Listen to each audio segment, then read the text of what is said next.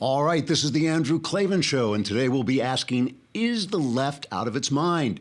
Yes, it is. Thanks for listening. We'll see you again tomorrow. Oh, no, wait, we're going to talk a little bit more than that, but we're starting again without our song and without a little comedy at the intro. Not to be somber and solemn, and it's not that this is obviously is a somber and solemn occasion when we're talking about all these deaths in Vegas, but, I'm not trying to peddle my emotions as mattering to you or making anything I say more important.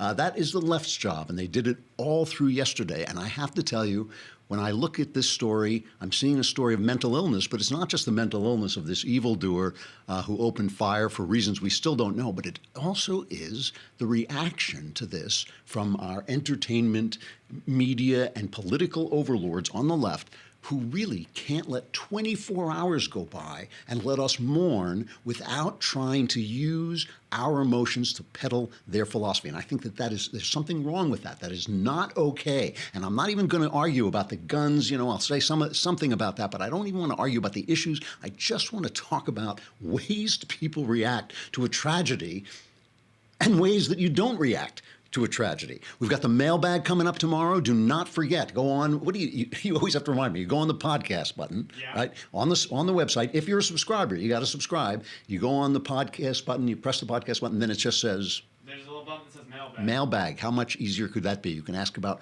religion. You can ask about your personal life. You can ask about politics. We answer all those questions, and the answers are guaranteed 100% correct and will change your life on occasion for the better. Just a lousy $10 a month to subscribe. You don't have to leave after we're done with you on Facebook and YouTube. You don't have to come on over to thedailywire.com. You just watch the whole thing at thedailywire.com for a lousy $10 a month. And if you subscribe for a year, it's only a lousy $100 a month. So you're saving a tremendous amount of money, $20, I think, isn't it? That's my figuring that out. And you also get the Leftist Tears tumbler, which automatically fills with leftist tears every time Donald Trump makes a speech. Also, today we have Sexual Follies, and we have an author, Sean Smith, who wrote the Tactical Guide to Women. So I know we're going to do this with Jess in the room, and she's going to grade him afterwards and tell us whether or not he actually knows what he's talking about. Plus, it's autumn. Did you realize that? It's fall. It's October. Yeah. My God, it happens so fast. You know what that means? In California, it means the temperature goes from 75 to 74, I think, and a leaf. William Faulkner said, one damn leaf falls in one damn canyon, and they say it's autumn. It also means your Starbucks coffee starts to taste different, and it means it's a good time to give the person you love something that will delight her and surprise her. If it's a her, you might want to say to her, let's go to a horror movie and watch people be torn to shreds. Or here's a better idea, send her some flowers. Send her some flowers. Proflowers.com, the place I use to send flowers because it is so easy, so convenient, and the flowers come and they are all fresh. They have a perfect gift for anyone who's excited about fall, a long-lasting bouquet in their favorite fall colors. Their best-selling cinnamon cider roses. I have to be honest, I haven't looked at these yet. I haven't tried them, but anything that's called cinnamon cider roses has to be good, right? That really sounds nice. It's a great option for a birthday, an anniversary, any fall occasion, or go with one of the classics like 100 autumn blooms or a dozen autumn roses. You can't lose because no matter which bouquet you send, my listeners get 20% off any of ProFlowers' unique bouquets for $29 or more. ProFlowers bouquets are guaranteed to stay fresh for at least 7 days or your money back, and you control the delivery date. They give you more bloom for your buck, big, beautiful flowers, more stems for your money, and long-lasting freshness. I have used this for years and years and years. I mean, maybe it feels like about 10, 15 years I've been using ProFlowers.com because it's just so easy. And I'm a guy who forgets things, so it's usually like the day before my wife's birthday. I think, proflowers.com. To get 20% off all bouquets of $29 or more, go to proflowers.com and use my code AK at checkout. That seems easy. I was going to say, how do you spell that? AK. And it's important to us because it tells them that you are listening to the show and you're answering the ad, so it helps us a lot. If you go to proflowers.com, use the code AK, you will get 20% off all bouquets of $29 or more. A great way to celebrate autumn. So, I'm going to say some things about mental illness today, and I don't want anybody to take this as an attack on the mentally ill. most mentally ill people are harmless, but there are kinds of mental illness that are not harmless. Obviously, this guy, Stephen Paddock, who opened fire, you can say we don't know what his motives are yet. Everybody's speculating. ISIS has claimed credit twice. They've claimed credit twice, but law enforcement says they can't find any connection between the guy and any religious or political organization. There's some people posting stuff saying they saw him at an anti-Trump rally. We don't know that. People speculating, all kinds of speculating. We just don't know anything about it. We just don't know. He was some kind of gambler, it seems like. Apparently had millions of dollars, but we really don't know. So let's start from a baseline of what's a sane response to a terrible, terrible tragedy like this. And it is a terrible tragedy, and we've seen a lot, and we've been through a lot these last few weeks. These are the hurricanes and all this stuff going on. It's just been a lot of stuff, a lot of tragedy to take in. Here's Sarah Huckabee Sanders, the presidential spokeswoman, talking about the first thing she does is she pays tribute to all the people who did wonderful, heroic things in this moment. And the reason this is important, and obviously she gets very emotional, we've all been very emotional during this period. You can't read about this stuff without tearing up. But the reason it's important to remember this is because one guy can cause so much damage. As we saw on 9/11, just a handful of people can cause so much damage, so much tragedy. But think about the fact that instead of entropy constantly wearing away our society is constantly building up. It's constantly getting bigger, better. Technology is improving. They're giving Nobel Prizes to people who've made wonderful, this week, to people who've made wonderful discoveries about the way we age, things that's going to help cure diseases in the future.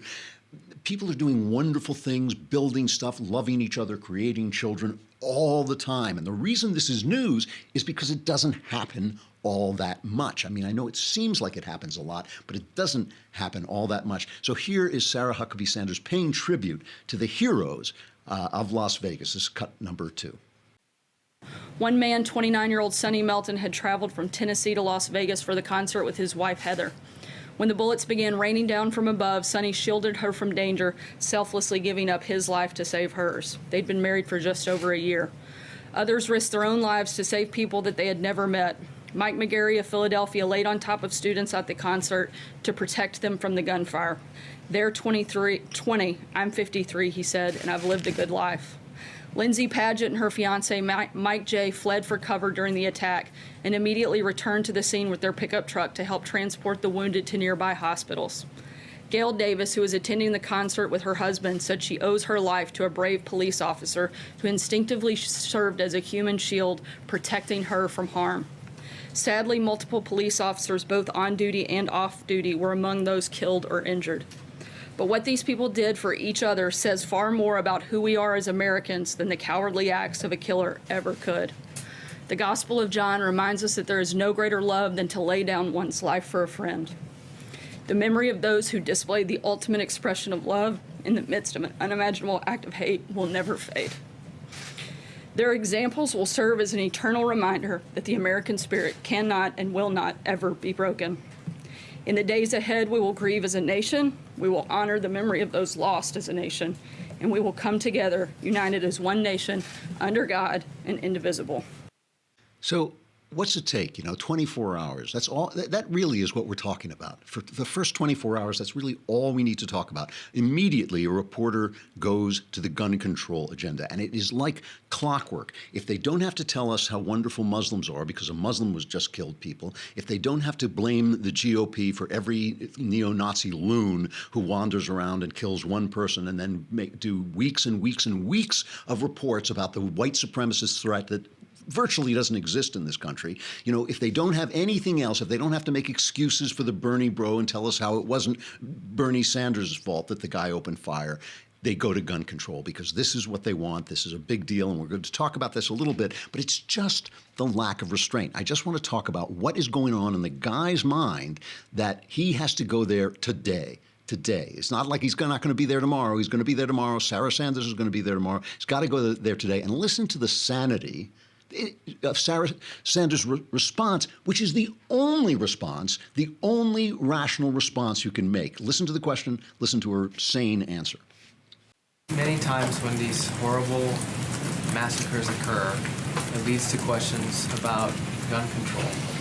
has this particular massacre made the president think anything more about pursuing tighter gun laws, such as background checks, to prevent massacres like this from happening again? Look, this is an unspeakable tragedy. Today is a day for consoling the survivors and mourning those we lost. Our thoughts and prayers are certainly with all of those individuals. There's a time and place for a political debate, but now is the time to unite as a country. There's currently an open and ongoing law enforcement investigation. A motive is yet to be determined, and it would be premature for us to discuss policy when we don't fully know all the facts or what took place last night. So that, of course, is rational. Why is it rational? Because the time, how about in your own life? Is the time to make decisions about your own life, about the policies of your own life, when you're upset, when you're grieving? When they tell you if somebody you love dies, you should wait a year. If somebody you're very close, like a spouse, dies, you should wait a year before you make any big decisions because you got to calm down, you got to get rational. Isn't that... But the left has an expression, right? Don't let an emergency go to waste. Don't let a crisis go to waste, because they are playing off emotion. But the thing is, they're not just playing off your emotion, they're playing off their own emotions. And that's one of the things I'm going to talk about. Now, why do you wait? You wait to get the facts. Listen, I'm not a gun nut. I shoot sometimes. You know, I own a gun, but I'm not a person who like worships at the altar of guns or anything like that. I understand that there are debates to be had. This guy apparently had some gizmos that helped turn semi-automatic weapons into automatic weapons. If that should be illegal, I'm willing to debate that, but not today. Not today. Why? Because we got to see, did he break any laws? They keep going to guns as if guns were the issue here. But, the AEI, I think it was, just put out a chart showing that since 1994, gun ownership has skyrocketed. It's gone up like 56%. The murder rate has, at the same time, gone down 49%. So you can't make the argument that gun ownership and the murder rate correlate. You just can't make that argument. It's not necessarily that murder rate went down because of gun ownership going up, though that's a possibility. Correlation isn't cause, but it's probably better law enforcement. That's why I think the murder rate has gone down. There's been a lot better law enforcement. So you can't say that. And people keep saying, well, in Australia, where they don't have a Second Amendment, they confiscated all these guns and their murder rate went down, but it went down about the same as ours. So it went down the same as ours. So what are they talking about? And by the way, just to show that this issue is political, the FBI recently released new crime data, and there was a correlation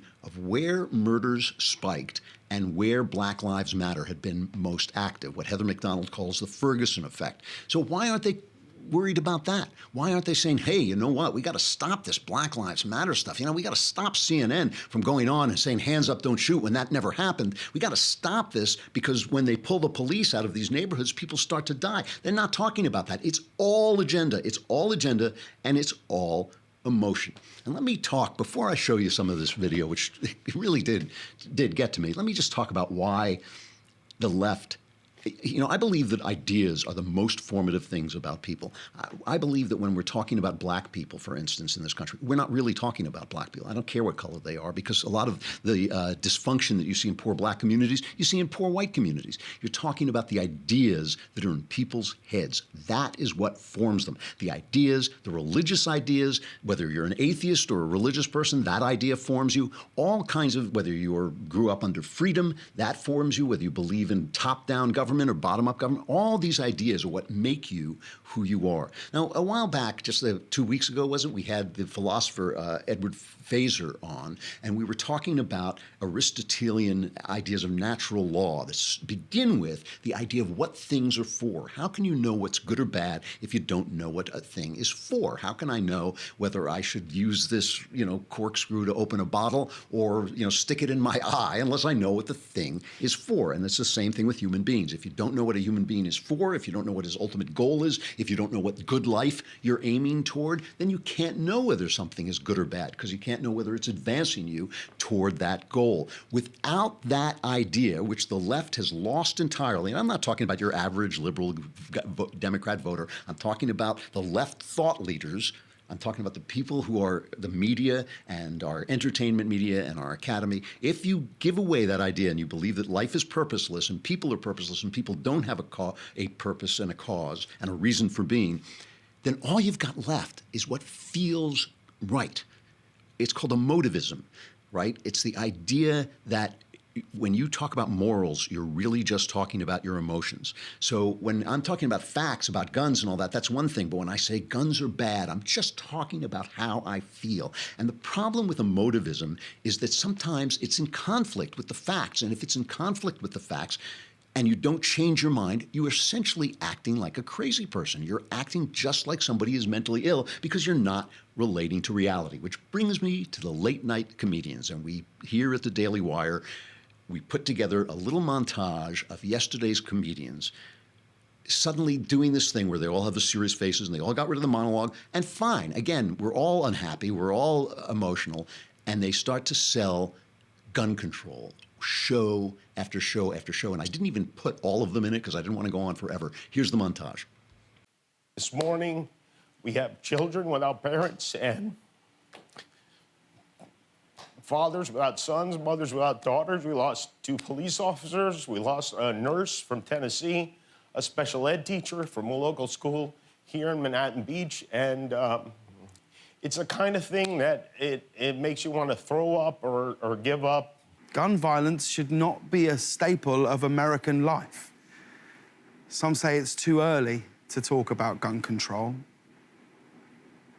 For those victims last night, it's far too late. Congress can be heroes by doing literally anything. Universal background checks, or come up with a better answer. Enforce Obama's executive order that denied mentally ill gun purchases, or a better answer.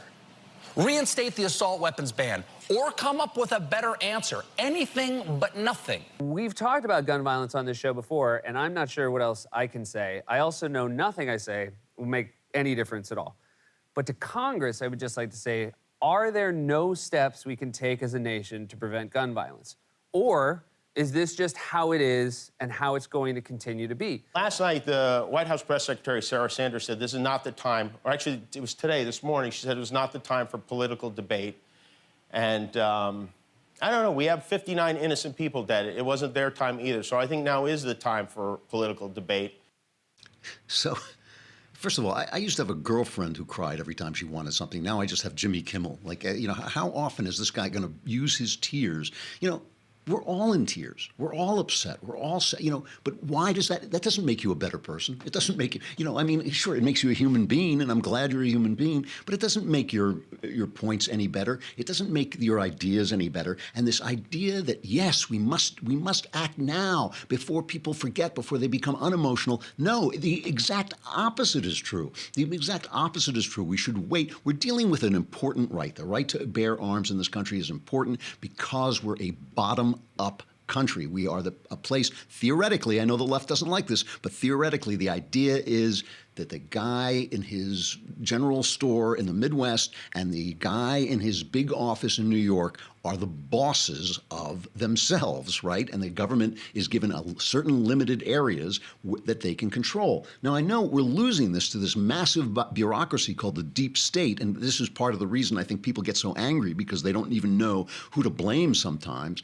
But that is the idea, and guns protect that right. We don't have guns. The Constitution didn't allow us to have guns because they wanted us to go hunting. They wanted us to have guns so that we were the final militia that defends our rights, because that was how the country was formed. And they, this whole thing that we have to, and the other thing that they say that's just not true is we have to do something. We have to do something. Maybe not. Maybe we can't do anything. We don't know whether we have to do something. We don't know if there's anything to do. We don't know who this guy is. Maybe ISIS is right. Maybe he was working for them. We don't know. Maybe he's a anti-Trump guy, like the right says, doing that. We don't know. I mean, how do we know anything except for the fact we know he was mentally ill? And that is a problem. And I really do believe that the left is creating a psycho-society, a psychopathic society. I'll talk about that more in a little bit, but here's one of the things I agree with about the left.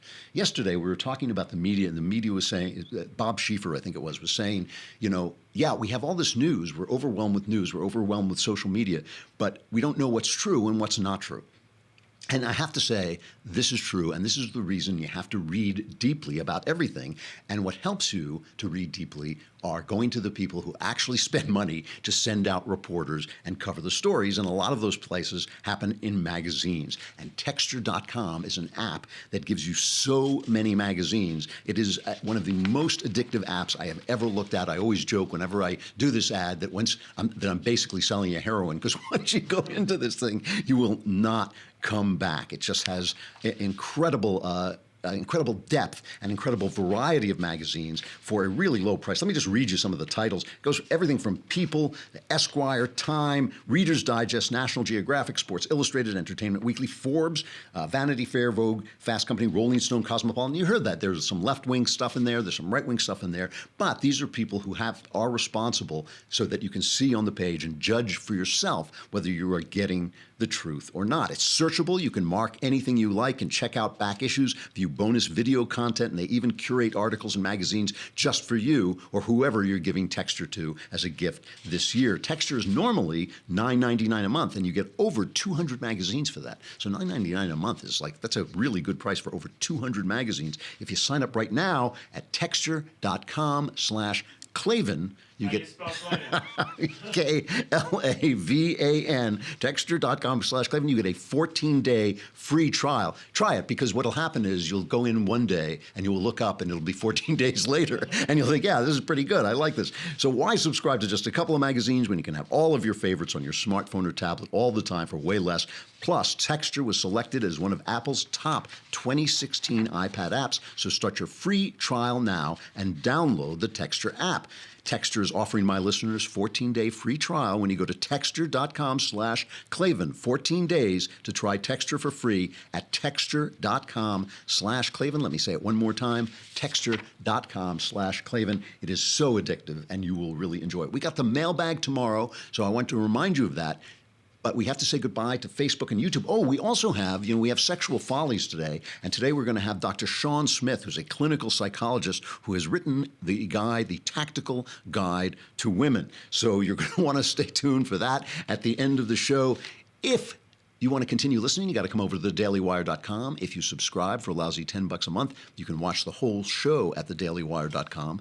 If you subscribe for a lousy $100 for the entire year, you get the Leftist Tears tumbler. It keeps your leftist tears cold. It keeps them hot, however you like your leftist tears. I don't really like to drink the tears of leftists, but they're just so good I have to. Come on over to thedailywire.com.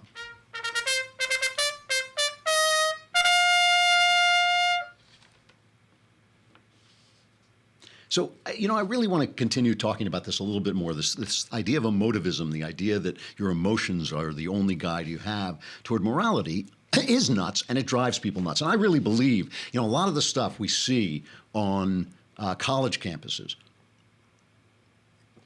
I believe is induced mental illness. Now, a lot of kids, nowadays when kids are depressed or when they're inattentive or when they're active, they don't send them to somebody who'll talk to them about the fact that their parents are divorced or their mother wasn't home or whatever it is that was bothering them. They drug them. They give them drugs, and the drugs get rid of their depression. Everybody says, oh, this is so much better. Now I gave my little boy Ritalin. He doesn't run around like a little boy. He sits in a seat like a zombie. It's so much easier. Everybody's so much happier. And then, of course, these kids go off to school and they stop taking the drugs because who wants to be drugged up all the time? And then they're nuts, then the mental illness comes out and they get a lot of depression, a lot of suicide, a lot of stuff that comes out in campuses. Plus, there are these college professors selling them this idea that if they're angry, someone else is to blame. If they're angry, society is at fault. If they're angry, they've been abused. They're on some intersectional chart of abuse. And this is this induced psychopathology that I really believe is now affecting the left throughout as Donald Trump takes away from them the reality they wanted there. They wanted Hillary Clinton. Reality didn't pan out. They feel so bad. They feel so bad that it must be right to abandon their journalistic principles. It must be right to abandon the search for truth if they hate guns. Well, let me ask you this.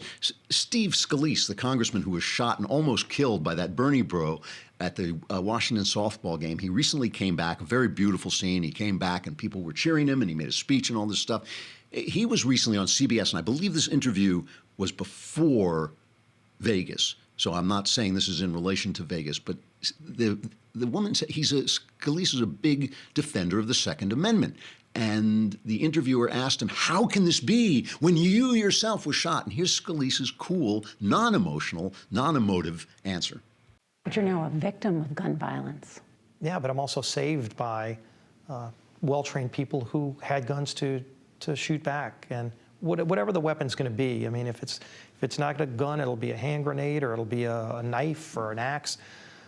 You know, I think what's important to focus on is that we have strong rights in this country, and you know, we're protected by them.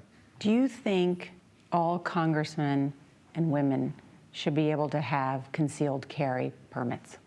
I'm a strong believer in concealed carry legislation. It comes with proper training, and I do think it's important to remember that if you're going to have a firearm, it's important that you know how to use it and how to protect your family so that it doesn't get into the wrong hands. But it's every day in America you see people use their firearms to protect them against a criminal.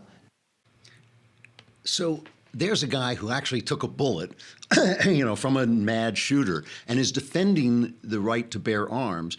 Why isn't he more authoritative than weepy Jimmy Kimmel? Why does Jimmy Kimmel think that his tears, and again, I'm not making fun of his emotions, I'm making fun of the fact that he uses his emotions to sell a political point of view that he doesn't know that much about. I mean, these guys keep saying stuff like they talk about, oh, the gun show loophole. It's not a loophole, it's the Second Amendment, pal. You know, there are rules there are rules when you go into a store and buy guns, and some of those rules don't apply to private sales between people. That's not a loophole. It's not a loophole. That's the Second Amendment. He says a lot of things, Jimmy Kimmel, that just aren't true and just aren't accurate, but he's crying, so it's all important. Let me just show you some of the true craziness that came out yesterday because of this emotivism.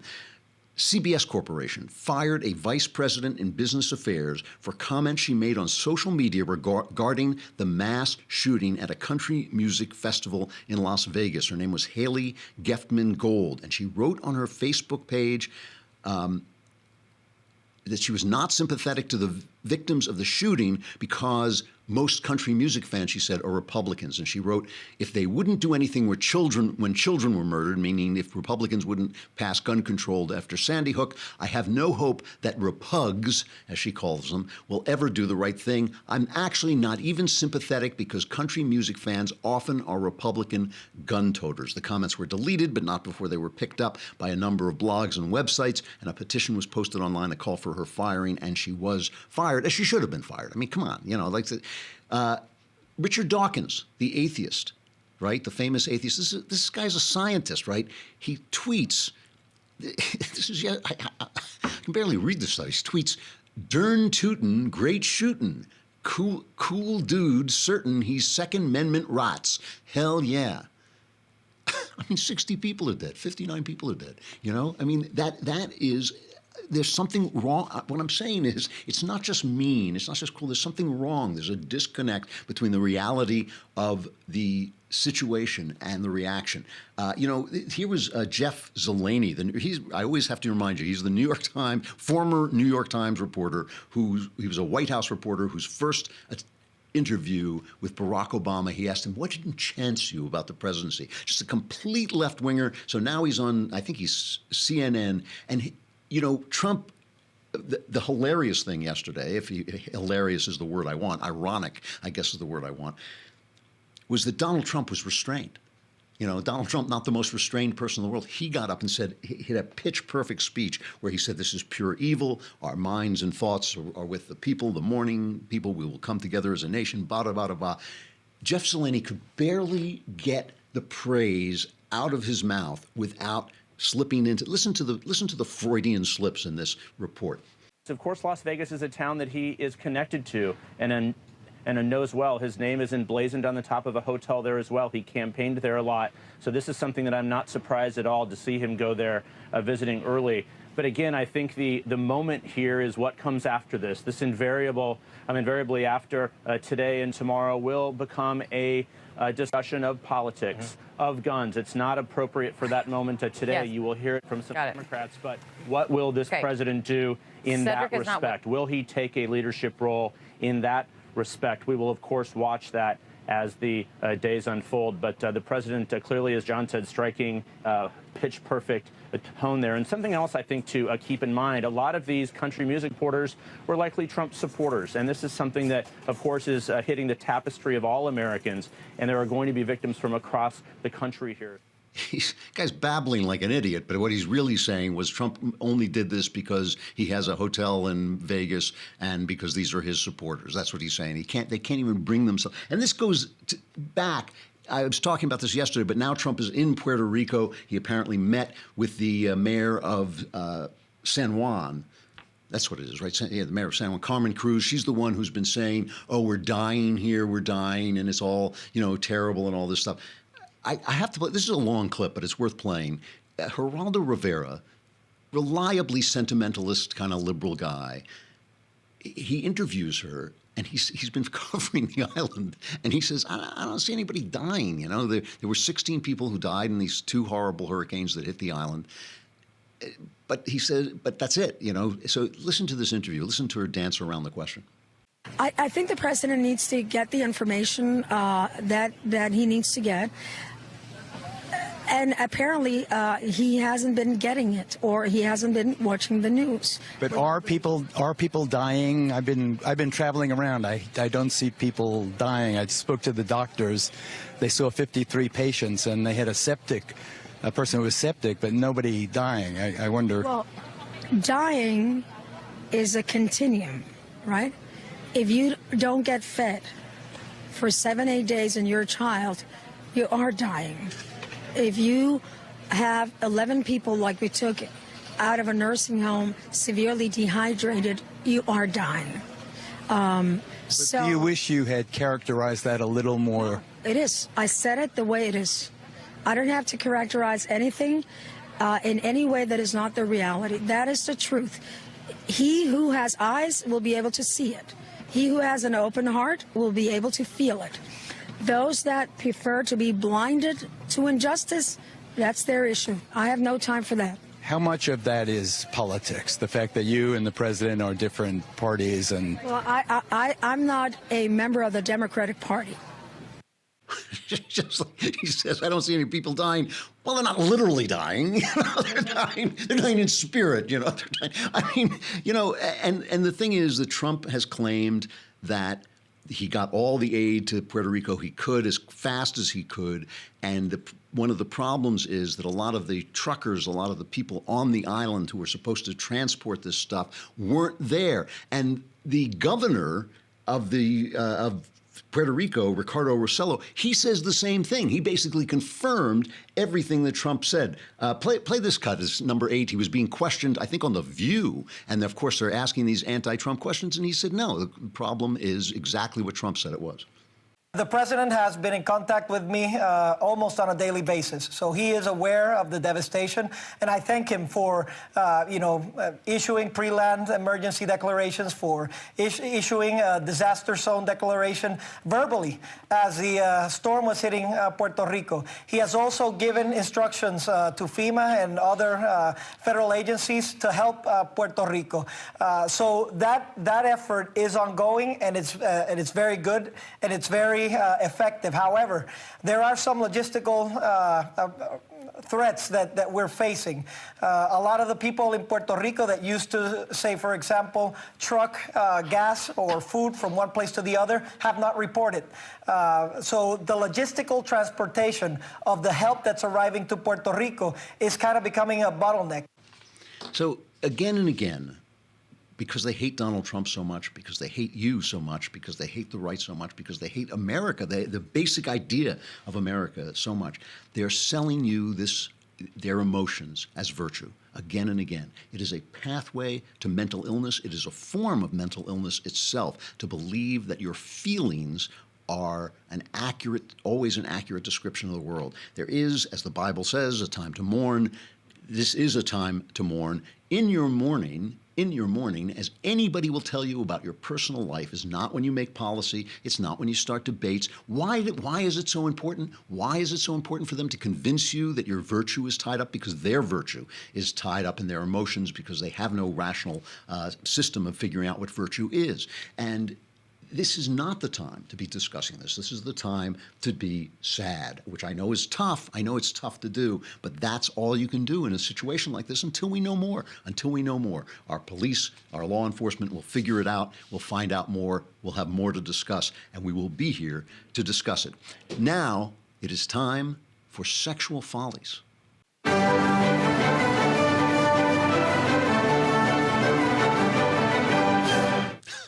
I would just do that every day. That was 45 minutes of doing it. Dr. Sean Smith is a clinical psychologist specializing in couples therapy and anxiety disorders. And if you're part of a couple, you probably have anxiety disorders. He has written a book called The Tactical Guide to Women, How Men Can Manage Risk in Dating and Marriage. You can find him on Facebook at Sean T. Smith, PSYD, or on his blog, docsmith.co.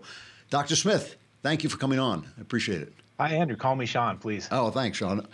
So the Tactical Guide to Women, it sounds pretty dire. Why did you decide you needed to write the book? Well, I've been in the psychology game for a long time, working in the clinic here, and I work with a lot of guys and a lot of couples, and I see these guys who either do really well in marriage or they do very poorly in marriage, and it comes down to the choices that they make, really. And the research, there's a lot of research that says a good relationship is the best thing that can happen to a man. A good marriage, we live longer, we're happier, we make more money, we have more sex, we're healthier. But a bad marriage, the horror stories are everywhere. And I started noticing all these guys that came in with these horrible relationships that they were in, and how it can be devastating. Just one quick example, within the last week, I met a guy who went through a very costly divorce that he had to fund and pay for. And his ex-wife got primary custody because he works quite a bit. And so his wife, after they got divorced, decided to leave the state, take the kids with her.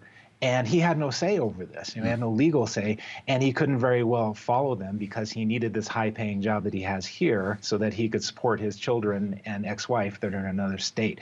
And this is the kind of stuff that just devastates guys. It does. And, I have to say, I meet more and more guys. I've been blessed with one of these weird marriages from God that really has just been absolute delight for 40 years. But I meet guys, especially young guys, who are saying, you know what, I don't even want, it's too dangerous. I do not want to get in this game. Let me ask you this before we get into the actual advice in the Tactical Guide to Women.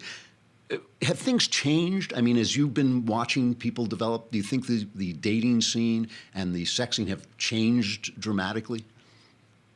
I do think things have changed with the sexting and the availability of cheap, easy sex. But there's also, I think, the vast majority of people that are actually looking for some kind of real connection. Yeah. And I think one of the things that's changed maybe in the last 50 to 100 years is that women have always been very good at communicating with each other about the risk management that you need to take into account when they bring a man into their lives, because they've had to be more attentive to the risk. And it's only been maybe in the last 50 years or so, I don't know, I'm not really a sociologist, but wherever we are now, men need to start attending to this. And men are not good at, fathers are not good at talking to sons about how to choose a woman and how to bring a person into your life, whereas women have been doing this for centuries. And we need to get good at it because it is now a big risk for us. So let's talk about that. I mean, how do you take this risk on? How do you assess the risk when you're going out on a date? Well, number one, and this is where I start in the book, is you got to know as a man where your motivations are coming from, because we don't get a lot of information from other men about how to choose women. It's really important that we take a look at why we're choosing women. What did we learn by watching the men that were around us, and what kind of history and what kind of experiences are we bringing into our choices? Because if we're not attentive to what drives us, then we're just going to be on autopilot, and we could have all the wisdom or all the information in the world, but we don't have wisdom in choosing women. But beyond that, the biggest piece is knowing the basics about what makes a good partner, and looking at things like, is a woman emotionally stable? These are questions that women have been asking for a long time about us, but we're not asking about them. do they have good communication skills? And not just when skies are blue, but can they communicate when you're having a hard time? And do they understand that men and women communicate differently, and it's not better or worse, but are they willing to listen to our side, our method of communication? Do they have some basic mental health problems that sort of permeate society, like substance abuse, depression, anxiety, personality disorders I touch on in the book? These are all things that if you're going to be in the dating arena and you're thinking about bringing somebody into your life, you better have a little wisdom about what makes relationships work. You're essentially saying, I mean, everybody who really pays attention realizes that women are a lot more practical than men when it comes to dating. I mean, men, seriously, I married my wife because she was hot and beautiful and and all this stuff. It was only later that I realized that I'd done a good thing. And I think men get swept away in the visuals and the sexual attraction in a way that women sometimes don't. I mean, women are really thinking, are you a good provider? Women know what they want better, don't they? Yeah, and you and I have a very similar story there. Like I married a hot, beautiful woman who was smart and funny and all that, and it's only been, we've been married 18 years or so. It's only been like in the last 10 years that I really appreciate how good this is, and despite myself, I stumbled into something good because I was not thinking about it and I wasn't planning. Yeah, women do think about these things. What do you think are some of the danger signs? I mean, you say like look for a woman who's emotionally stable and all this stuff, but what are the kind of obvious things that guys miss when they're on a date? The obvious things that guys miss, because actually, let me jump back to your previous point. There is some research that says that we are more vulnerable to falling in love quicker or getting attached quicker or becoming sort of territorial about a woman and considering her something that we need to have. And so, yes, we are, to your previous point, vulnerable to that, whereas women tend to be a little more thoughtful. And that's kind of counterintuitive, but there's some research to back that up. And as far as the obvious things guys need to be looking for, the things that we don't see are like, how does she treat the people in her life? How does she talk about her exes? If every one of her exes fell from grace, well, guess what? You're going to fall from grace at some point. If they're all jerks, you're going to be a jerk. Looking at her friends, the people that she surrounds herself with, we get very narrow-minded on this woman that we think we need to have, and we're not paying attention to the people that she chooses to have in her life. And, they say that you are the average of the 5 people you spend the most time with. That can be very telling. But excuse me. One of the things that guys really need to be attentive to is taking their time, because the qualities that make for that reduce your risk of ending up in family court and that sort of thing, they show up over a long period of time. And we have this honeymoon phase that's been quantified as like 9 to 18 months where we're not thinking straight and they're not thinking straight. And we need to get past that and then give it time and then see what shows up in her personality and her social circle. That's a long time, 9 to 18 months. I'd always heard it was more like 6 months that you could sort of wait for the chemicals to pass and get a clearer view. I mean, do you really think people have to wait a year and a half before they make any big decisions? I don't think it necessarily needs to be a year and a half. And this data is coming from research is getting a very rough sense of how our brain chemistry changes when we're in this infatuation stage and when our chemistry deviates from its baseline. And obviously, we don't all have access to these tests. So one way to know when you're coming out of that honeymoon phase is that you're not idealizing this person anymore like you used to, and little things are starting to annoy you, and they're becoming a real human being rather than this idealized person you've been having sex with for 6 months, and it's been wonderful. So when they become real, that's when you're probably exiting the honeymoon. One of the things that I talk about a lot is I talk about the fact that marriage has become financially or economically, in some ways, it's become a bad deal for men. The children no longer take over your farm. The women sometimes won't make a home for you. I mean, one of the things my wife did that was so valuable to me is she made a home for me. She raised my children. We were a team. I could go out and do some of the things that meant so much to me because of her. Some women don't want to do that. What role do values play in dating? I mean, what should you be looking for in terms? Should you be looking for someone who shares your values, or can opposites attract? Where do you come down on that? Yeah, the opposites attracts. That's fun because it's like a challenge, and maybe we can win this person over to our side, or there's a little spark there and it's exciting. But the research doesn't back it up, that you really need to find somebody whose values line up with yours. And actually, I have a whole chapter on this. And like I said, that first third of the book is about sizing you up as a man, or you sizing yourself up. And a big piece of that is understanding where your values are and being forthright about it, because men can be chameleons when we're trying to win a woman over. You don't need to hide yourself. Be forthright with yourself about what your values are, and then be unapologetically honest about where your values lie, where your masculinity lies. Don't sell her a bill of goods that's gonna come back to haunt you later. I think that is such great advice, because I think a lot of times guys basically are thinking about scoring. They want to make a good impression. They hope the girl will stay overnight, and then you find that she's moved in, and you're on that train. And really, I think if you're honest, maybe you'll score a little less, but you'll make a better long-term decision. Really good advice. Yeah. Dr. Sean Smith, the author of The Tactical Guide to Women: How Men Can Manage Risk in Dating and Marriage. Sean, thanks very much for coming on. Really interesting conversation. Thank you, Andrew. All right, Sexual Follies. Can you play it again? Come on, play it again.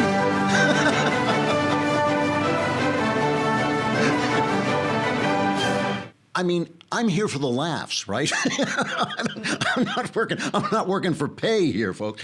Anyway, really interesting. It's a dangerous world out there. It's good to have some that was decent advice, Jess, right? I mean, you couldn't hear him. Oh, you couldn't hear him. All right, you'll have to listen to it and tell me tomorrow. Decent advice. Tomorrow is the mailbag. Questions about religion, about your personal life, about politics. We will answer them all. The answers are guaranteed 100% correct and will change your life. The person that you see today will not be the person you see tomorrow. For one thing, he will have subscribed for a lousy $10, and he'll be short $10. I'm Andrew Klavan. This is The Andrew Klavan Show. We'll see you again tomorrow.